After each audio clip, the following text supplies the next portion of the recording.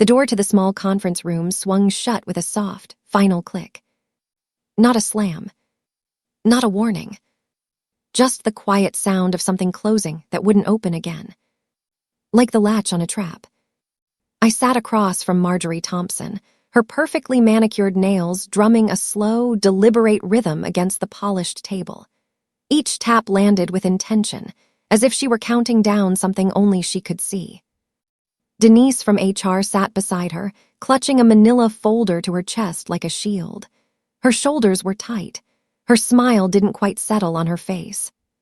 The room smelled like stale coffee and recycled office air. Too many meetings had happened here. Too many decisions made about people who weren't in the room to object. "Kira," Marjorie began, folding her hands. Her voice dipped in that polished corporate sympathy executives practice in front of mirrors. "After 15 years with Tech Vantage, we've decided to restructure your position." Her eyes flicked to Denise. Denise nodded, barely. My pulse quickened, not from shock but from recognition. This was it. Weeks earlier, an internal email had been forwarded to me by mistake. A draft, redacted lines, research optimization, cost realignment. It had vanished from my inbox minutes later, followed by a hollow apology. But the seed had been planted. Now here we were. I kept my expression neutral, hands folded neatly in my lap, waiting for the blade to fall. Denise slid the folder across the table. "The company is moving in a new direction," she said, reciting lines she'd memorized but didn't believe. "We're consolidating the research division under product development." The words hung there. Valuable contributions, they implied. Regret, they suggested. But their faces betrayed them. Marjorie's mouth twitched, almost a smile. Denise couldn't quite meet my eyes. At 55, in an industry that worshipped youth, disruption, and hoodie-wearing prodigies, I was no longer an asset. Or so they thought. I accepted the folder, but didn't open it. I already knew what was inside. 2 weeks, severance for every year of service. 3 months of health coverage. A generic outplacement package designed to soothe, not save. 15 years. Reduced to paper. "I completely understand," I said evenly. Relief washed over them. It was subtle but unmistakable. No tears. No arguments. No scene. Marjorie's shoulders relaxed. "We'll need you to clean out your desk by Friday," she added. "Keycard, laptop, phone before you leave." "Of course." I stood. "Is there anything else?" For a moment, neither of them spoke. My calm had thrown them off script. Marjorie recovered first. "No, thank you for making this professional." "Professional." I nodded once and left the room.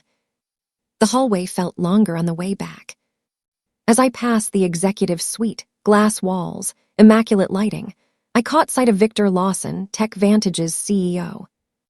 He stood at the head of a long table, gesturing wildly at a PowerPoint slide that read, Q3 Revenue Projections. The same man who had stood on stage at last year's conference and called my algorithm a company innovation. No name. No acknowledgement. Just one of our research team members. My phone vibrated in my pocket. I stopped near the printers and glanced down. Unknown number. "It's time, contracts ready." My breath caught. Only one person would use that tone. I typed back carefully. "Friday is my last day, dinner tonight." The reply came instantly. "Perfect, Meridian, 8 p.m., come alone." As I walked into my office, uncertainty clawed at me. Gregory Sullivan, Precision Systems, head of strategy, and Tech Vantage's most dangerous rival, had approached me months ago, quietly, carefully. He'd known about the patent lapse. Too carefully. Alliances in tech were built on leverage, not loyalty. What if this was a trap? I closed my door and stared at my calendar. Wednesday. Friday, unemployed. Monday, unknown. I finally opened the folder. Severance, as expected. But buried deep in the fine print was a clause reaffirming Tech Vantage's ownership of all intellectual property developed during employment. What it didn't mention mattered more. My refinements, built on my personal equipment, on my own time. Logged, timestamped, witnessed. Still, doubt crept in. What if they knew? Meridian's dim lighting and minimalist Japanese screens provided the kind of privacy money could buy. Greg slid into the booth across from me, tailored suit blending seamlessly into the shadows. They actually did it, he said quietly, eyes scanning the room. Cutting the architect of their core technology. I didn't respond. He never understood the system, Greg continued. Just the revenue. I took a sip of water, buying time. Months earlier, I discovered the truth by accident. A clerical oversight had left my original algorithm unpatented. When I'd flagged it, legal brushed it off. Later, digging deeper, too deep, I found internal memos outlining the plan. Claim company ownership. Erase inventor credit. Push me out. My refinements, boosting efficiency by 43%, were never logged internally. They were mine. I'd filed the patent quietly, expedited, through a contact Greg provided. But patents were only as strong as the challenges they survived. Greg slid a folder across the table. 7 figures. Equity. Royalties. Chief Innovation Officer. I reviewed the pages carefully. A waiter lingered too long nearby. Paranoia. Or surveillance. What if they contest it? I asked. They won't win, Greg said. And your team, offers ready.